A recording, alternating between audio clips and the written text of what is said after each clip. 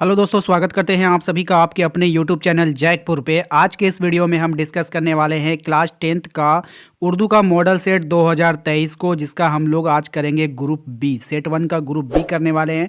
Group A का हमने पहले ही डिस्कशन कर लिया था और ऑब्जेक्टिव वाला जो मॉडल सेट था उसको भी डिस्कस कर लिया था। यदि आप लोगों ने अभी तक नहीं देखा है तो इसी वीडियो के डिस्क्रिप्शन में उन दोनों का मैं लिंक दे दूंगा, तो आप लोग ऑब्जेक्टिव वाला भी देख लेना और इसका ग्रुप ए वाला यानी कि ग्रुप ए में जितने भी क्वेश्चन है उसका भी हमने वीडियोस बना दिया है, आप लोग उसको भी देख लेना है। ठीक है, यानी तो आप हमारे टेलीग्राम चैनल पे चले जाओगे तो वहाँ पर भी मिल जाएगा।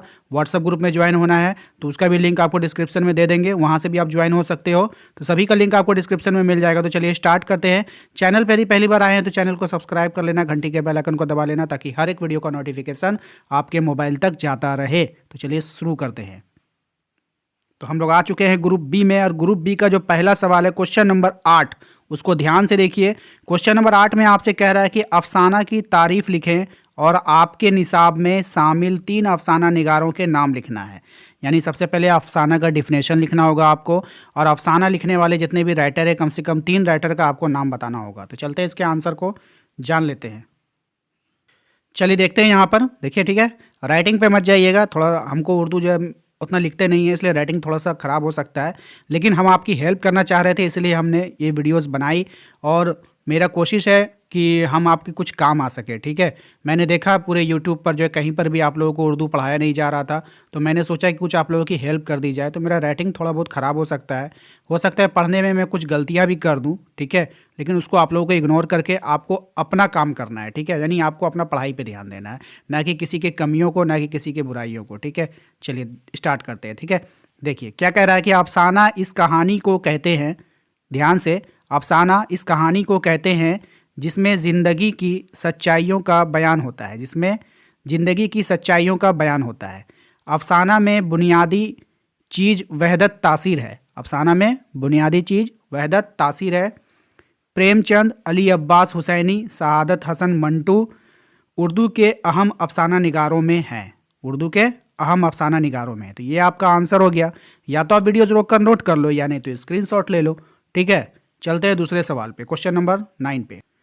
क्वेश्चन नंबर 9 में कह रहा है आपसे कि सर सैयद के नाना के यहाँ दस्तरख्वान के क्या आदाब थे। दस्तरख्वान का मतलब होता है जिस पे हम लोग खाना खाते हैं ना बिछा करके, तो उसी को हम लोग कहते हैं दस्तरख्वान के क्या आदाब थे। ठीक है, तो दस्तरख्वान का, लेकिन यहाँ पे जो क्वेश्चन है ना, यहाँ पर क्वेश्चन कुछ और कह रहा है। यहाँ पे क्वेश्चन का मतलब है कि दस्तरख्वान का मतलब जैसे कि हम आप और भी जितने फैमिली मेम्बर हैं हम लोग खाने के लिए बैठ रहे हैं, तो जितने भी लोग वहाँ पे बैठे हैं उन सब से इनका मुराद है कि वहाँ के क्या आदाब थे। यानी कि जब हम लोग खाना खाने के लिए बैठ रहे हैं तो हम लोगों के क्या आदाब हैं। ठीक है, चलिए इसका आंसर को पहले देख लेते हैं।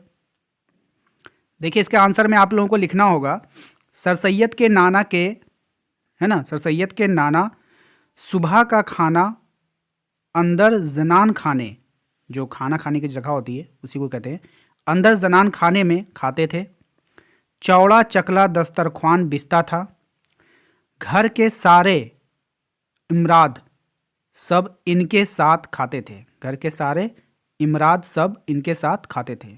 ठीक है, तमाम बच्चे बहुत अदब और सफाई से इनके साथ खाना खाते थे। तमाम बच्चे जो थे बिल्कुल अदब के साथ और सफाई से यहाँ क्या करते थे, खाना खाते थे। तो यहाँ तक आपको आंसर लिख लेना है क्वेश्चन नंबर 9 का। तो जल्दी से इसको नोट कर लो या नहीं तो स्क्रीनशॉट ले लो। ठीक है, क्वेश्चन नंबर 10 में कह रहा है कि ज़ोक की गज़ल का कोई शेर अपनी याद से लिखिए। यानी उनके द्वारा जो भी गज़ल आपको लिखा गया है आपको पहले गज़ल लिख लेना है, लिखें और इसकी तसरीह करें, और इसकी क्या करें, तसरीह भी करें। ठीक है, तो चलते हैं इसके आंसर पे। देखिए उसका हमने गज़ल से 2 लाइनें उठाई हैं। लाई हयात आए, है ना, कज़ा ले चली चले, अपनी खुशी ना आए ना अपनी खुशी चले। ठीक है, तो वहाँ से हमने 2 गज़ल ले लिया। अब इसको लेने के बाद इसको क्या कर रहे हैं, हम लोग लिखने की कोशिश कर रहे हैं। ठीक है, इस शेर में ज़ोक कहते हैं कि हयात ज़िंदगी है और कज़ा मौत है। इंसान की ज़िंदगी इन दोनों के दरमियान है। इंसान ना अपनी मर्जी से दुनिया में आता है ना यहाँ से जाता है। तो ये इसका डिफिनेशन भी हो गया।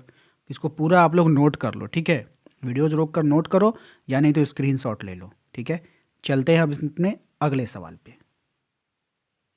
अगला सवाल है क्वेश्चन नंबर 11 को ध्यान से देखो। क्वेश्चन नंबर 11 में कह रहा है कि नज्म और देश से आने वाले बता का खुलासा अपनी ज़बान में लिखना है। यानी इसका आप लोगों को क्या लिखना है, खुलासा लिखना है अपनी ज़बान में। ठीक है, तो चलिए स्टार्ट करते हैं।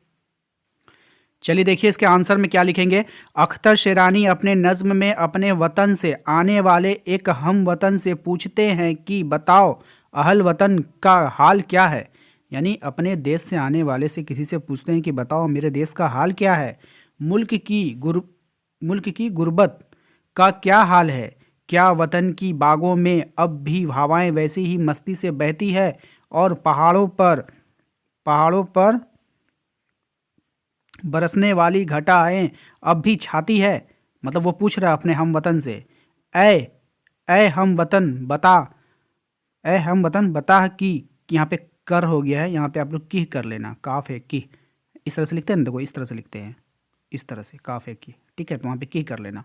कि मंदिर से शंख और मस्जिद से इसी तरह अजान गूंजती है। क्या वहाँ किसी होगा यहाँ पे। ठीक है, आप लोगों को समझ में नहीं आता लिख लेना इस तरह से, किसी। ठीक है, किसी के सीने में हमारी चाह बाकी है और देश से आने वाले मुझे बता। ठीक है, यहाँ पे एंड कर देना, आप लोग इसको नोट कर लो। ठीक है, तो इसका आंसर हमने लिखा दिया आप लोगों को। तो चलिए अब दूसरे क्वेश्चन पे चलते, देखते हैं क्या है। ठीक है, अब देखिए यहाँ पे क्वेश्चन नंबर 12 जो है ना, ये वाला क्वेश्चन मुझे समझ में नहीं आया कि ये कौन से चैप्टर का है या फिर कहाँ से आया है। अगर आप लोगों को पता होगा ये कौन से चैप्टर का है तो प्लीज़ कमेंट बॉक्स में हमें कमेंट कर बता देना कि सर ये चैप्टर का है। हम कोशिश करेंगे इसका आंसर आपको कम्युनिटी पोस्ट में डाल देंगे या नहीं तो ग्रुप में डाल देंगे। ठीक है, आप लोग प्लीज़ इसका बताना ये कौन से चैप्टर का है। मैंने बहुत कोशिश किया लेकिन मुझे समझ में नहीं आया, प्लीज़ हमको ज़रूर बताना आप लोग। ठीक है, क्वेश्चन नंबर 13 में आते हैं। क्वेश्चन नंबर 13 में कह रहा है प्रेमचंद ने गुल्ली डंडा को खेलों का राजा किस बुनियाद पर कहा है। प्रेमचंद ने गुल्ली डंडा को खेलों का जो राजा कहा है वो किस बुनियाद पर कहा है। तो चलिए इसके आंसर को देखते हैं। देखिए इसका आंसर में लिखना है आपको कि प्रेमचंद ने गुल्ली डंडा को खेलों का राजा इसलिए कहा कि इसके लिए नट बल्ले की ज़रूरत नहीं पड़ती है। ठीक है, नट बल्ले की ज़रूरत नहीं पड़ती है और एक बात, इस खेल में अगर दो आदमी भी हों तो खेल खेला जा सकता है, किसी टीम की ज़रूरत नहीं होती है, बगैर रुपये के ये खेल खेला जा सकता है, दूसरे खेलों पर रुपये खर्च होता है। तो इसको आप लोग लिख लेना, ये इसका आंसर हो गया भाई। ठीक है, ज़रूर से इसको नोट कर लो या फिर स्क्रीनशॉट ले लो। अब इस ग्रुप का क्वेश्चन, ग्रुप बी का जो है क्वेश्चन नंबर 14, ये आखिरी क्वेश्चन है, देख लो। फेल मारूफ और फेल मजहूल में क्या फ़र्क है। ठीक है, देख लेते हैं इसके आंसर को। चलिए देखते हैं इसके आंसर को। फेल मारूफ वह फेल है जिसका फाल यानी काम करने वाला मालूम हो।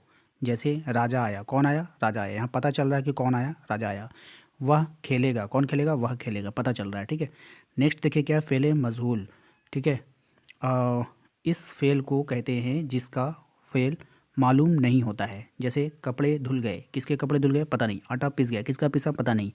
दरवाज़ा खोलो, कौन खोलेगा, पता नहीं। मकान बन गया, किसका बन गया, कोई पता नहीं। ठीक है, तो ये इसका आंसर हो गया। तो यहाँ से आप इसको नोट कर लो या नहीं तो आप इसका स्क्रीनशॉट भी ले सकते हो। ठीक है, लो मैंने अच्छा से छोटा कर दिया ताकि आप लोग अच्छे से स्क्रीनशॉट ले सको। तो उम्मीद करते हैं कि आप लोगों को ये वीडियो पसंद आया होगा। तो वीडियो पसंद आया तो प्लीज़ एक लाइक कर देना। बहुत मेहनत लगती है आप लोगों के लिए वीडियोस बनाने में भाई। ठीक है, मैंने क्या बताऊँ, उर्दू बनाने में बहुत मेहनत लगती है, उर्दू का वीडियोस बनाने में। तो प्लीज़ भाई लाइक कर देना, शेयर कर देना, सब्सक्राइब नहीं किया तो सब्सक्राइब कर लेना और कम से कम 4-5 दोस्तों को ज़रूर शेयर करना। ठीक है, मिलते हैं अगले वीडियो में। Thank you.